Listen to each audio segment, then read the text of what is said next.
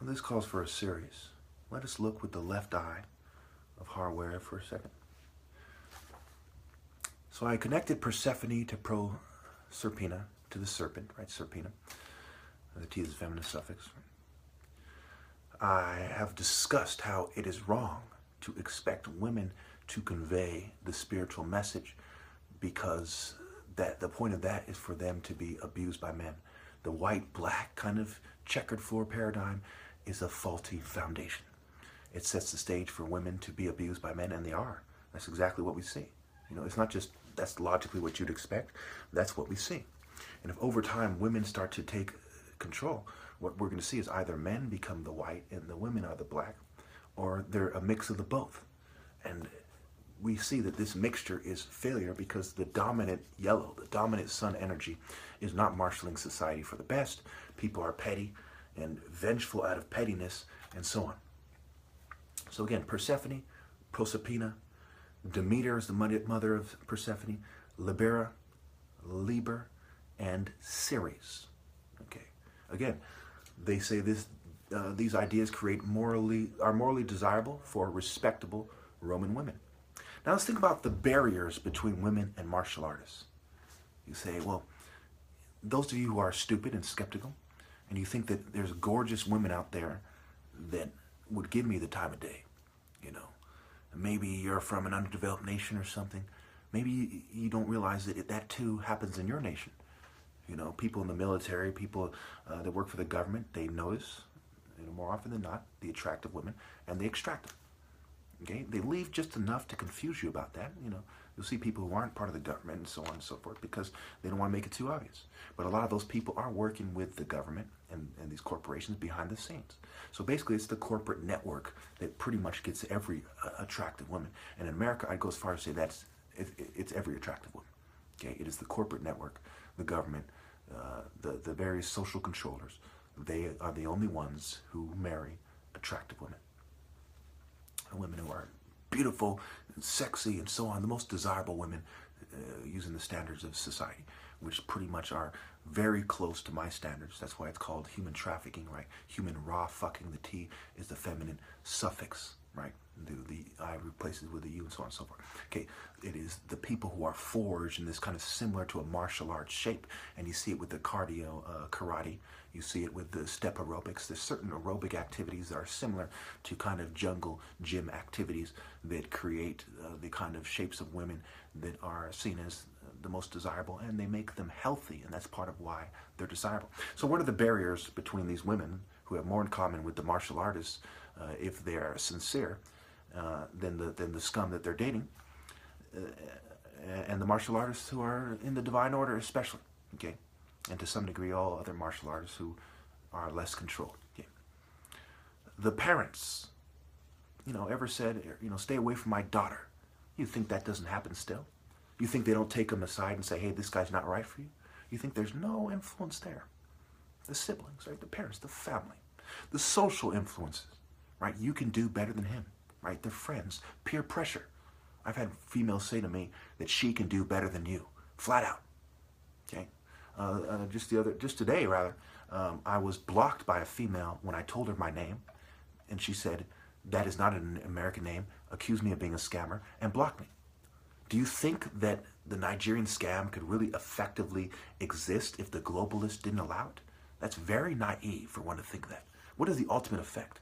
Some Nigerian social controller bootlickers who are part of the global kind of corporate conglomerate, corporate partnership network, in partnership, shipmate, mating, and so on, you know, relationship and so on. Okay, township and so on. So they're part of this network. They're getting thrown a bone, right? They're getting some money off the books or whatever you want to call it to help them with their social control and to marshal Nigeria together in the satanic spirit. And they're stigmatizing all Nigerians who just happen to be the most educated group of Americans as a group, and they happen to be the smartest of Africans. They're the main black competition for the big three races and for all the other races. Do you think that's a coincidence that creates that stigma? Now think about how much people are glued to their phone and dating sites and so on. What does this mean? People can hack into your phone And Nigerians are considered these smart, cunning scammers, And so people are likely to reject that, trying to protect themselves. It's a beta male coward society. Get you to take on this "I'm protecting myself" sort of stance. Even though I am born in America, I speak English fine, fluently, and I look like a mulatto or an African American. So again, that's just one example of many. Black people have a heavy social stigma against them. You think about diseases, you think about drugs, you think about being players, and so on and so forth. People don't take the time, just like when you see a house nigga pulled over by the police, they don't take the time to differentiate between he's a house nigga, he's a geek, he's a doctor, he's an engineer, he's a gang member, he's a thug. Okay, he's a like cunning used car salesman. He's a martial artist. Hello, lady. Look at his sincere face. Look at how he carries himself. He is a martial artist. He's less likely to scam you than anybody else. How could you see that? And him even dressed as an Eastern martial artist who's more compatible with American culture, and you say he's a scammer.